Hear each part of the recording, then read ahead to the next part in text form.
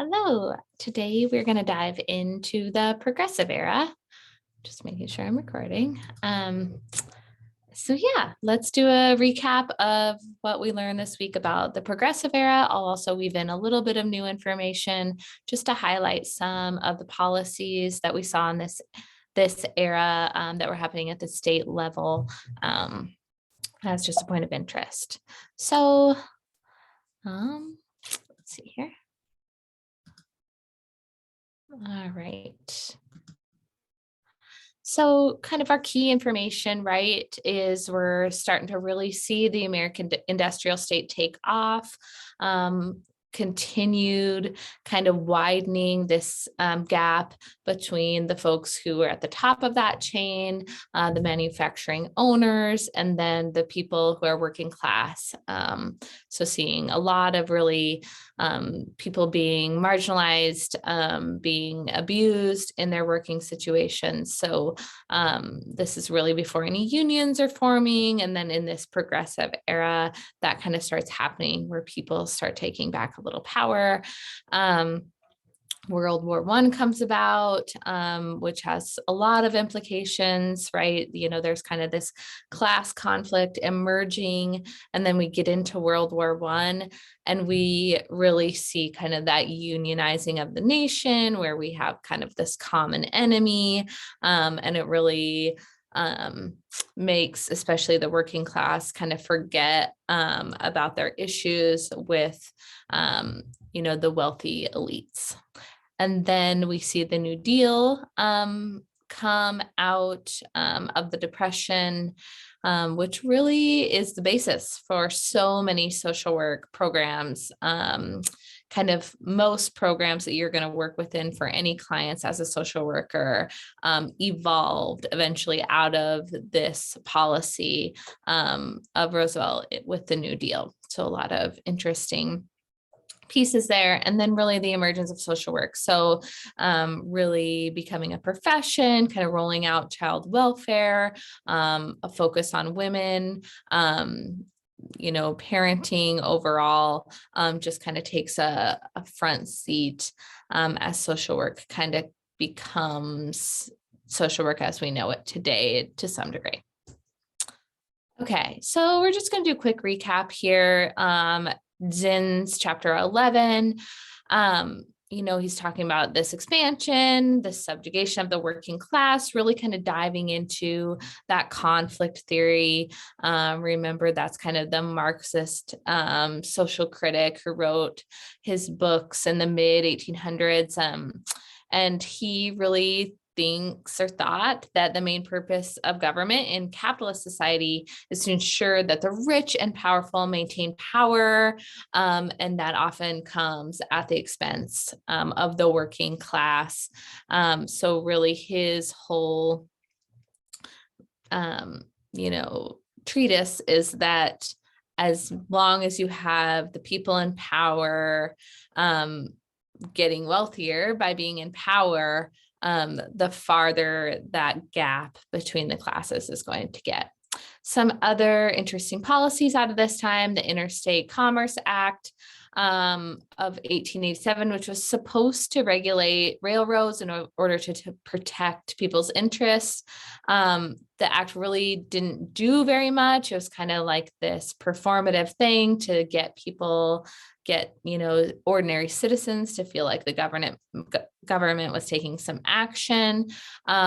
Similar reforms, the Sherman Antitrust Act, which was supposed to prevent large monopolies, did to some degree. However, in 1985, the Supreme Court interpreted the act to mean that it had no power to break up those monopolies.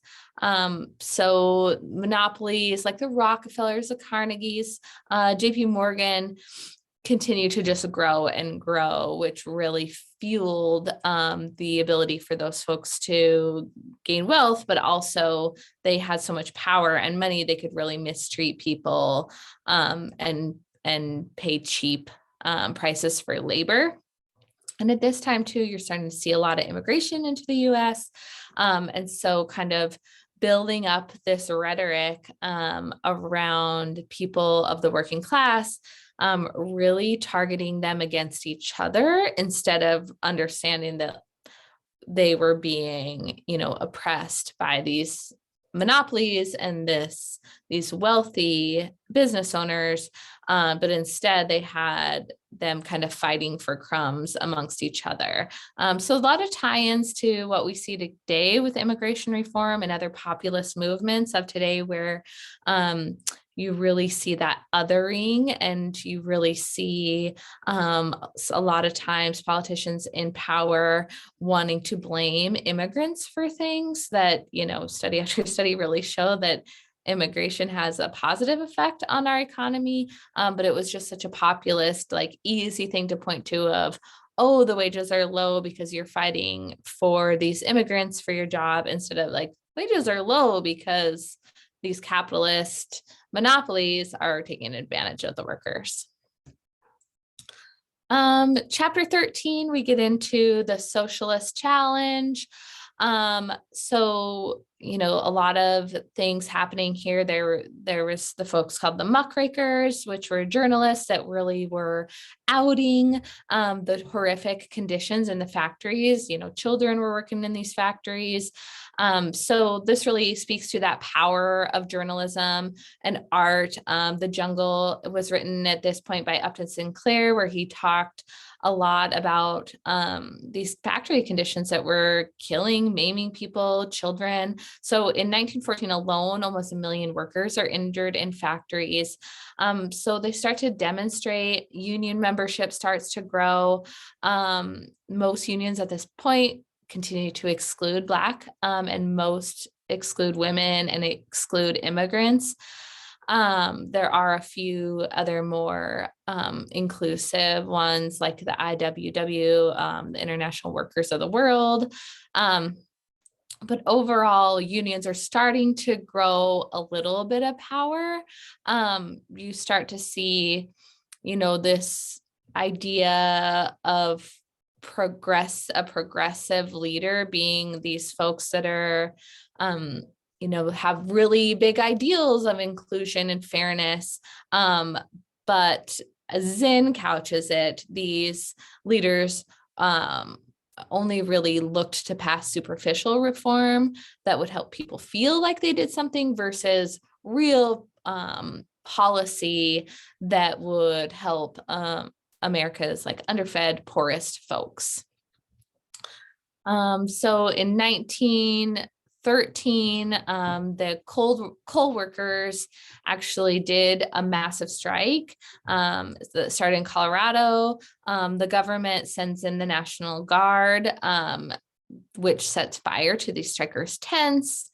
The president at that time is Woodrow Wilson. He's ignoring this pressure and sends more troops. So you're really seeing kind of that conflict theory play out with the people in power, including political people, instead of taking kind of the side of the workers, really taking the side of, the wealthy elites.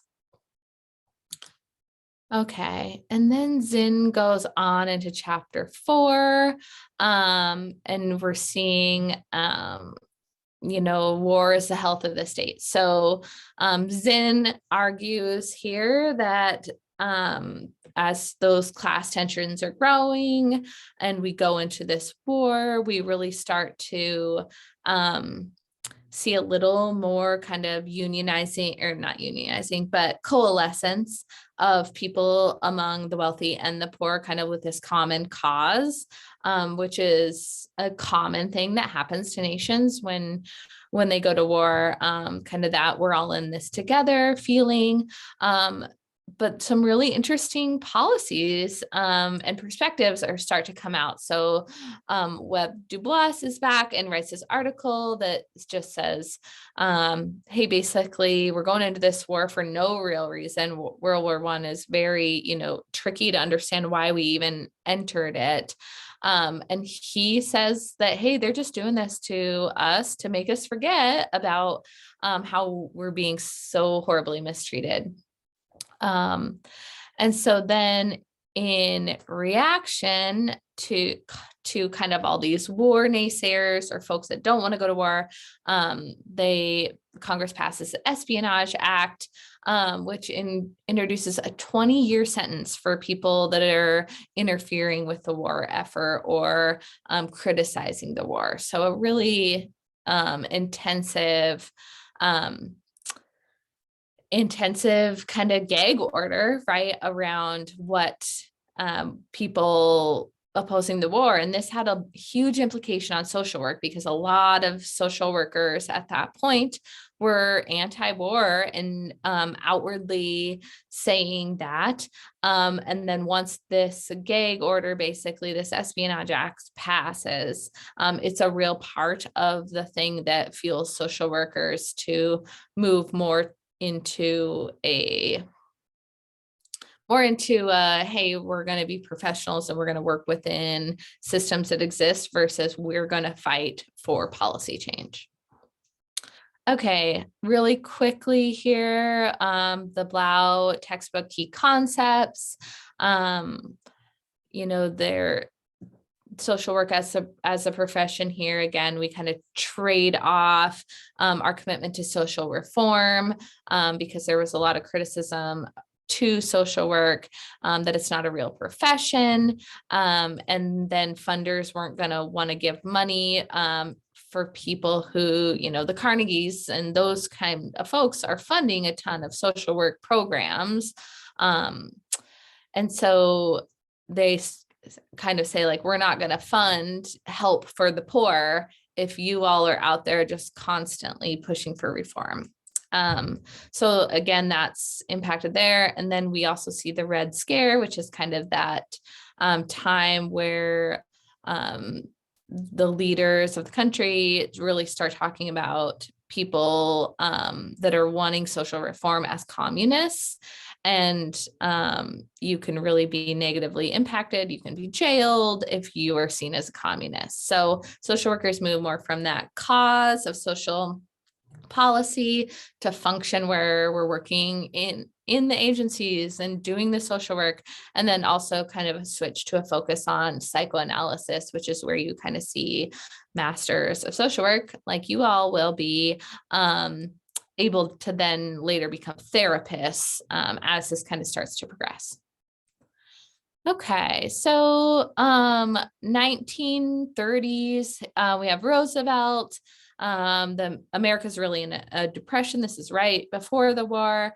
And then Roosevelt comes and he's got like this, the first 100 days of my presidency, these are all the things I'm going to do to pull us out of this depression. So the first 100 days come, he ends prohibition, he does a bunch of job work in Tennessee, building dams, and then he passes this banking change so that people will kind of stop pulling their money out, which is further collapsing the economy. So then that all is like fine, but it doesn't really do that much for the working class. So he creates the second New Deal, which is more of what we think of as the New Deal. So it's the Works Progress Administration, which puts a ton of people to work across the country. And then he does the Social Security Act, which is really kind of everything we know as social workers that becomes really important for us. So the Social Security Act is largely written by Frances Perkins. She's the first female Secretary of Labor, social worker, really interesting woman to look up. Under this Social Security Act, we have old age pension is what they call it at that point. That's best known as just Social Security that people get when they retire, right? That you pay into when you work your whole life and then you retire and you kind of have this small pension, still exists today. A health insurance program for people of low income that would later become Medicaid, aid to dependent children, which still exists today. It's called TANF, or Temporary Assistance to Needy Families. This is when disability payments start to be a thing, and as well as unemployment. So all the things that still exist today kind of start in the 1930s. And then we kind of get to the uglier side of what other policies happening. So a good example of this, in Mississippi, I think it was like 1880, I believe, or 1870, still highly segregated, but Mississippi elects the first African American to Congress, and so it feels very progressive. But then there's a huge backlash against it in Mississippi. It's so intensive that they call a special session of Mississippi delegates to come together and basically say, how can we make it so that Black people can no longer vote in Mississippi? And so they come together and they create all of these rules around voting that say, you have to pay a poll tax, which, obviously fresh out of slavery and massive segregation, Black people are not able to pay. And then they also pass literacy tests, laws or policies where you have to take a literacy test to vote. So they put all these barriers in place.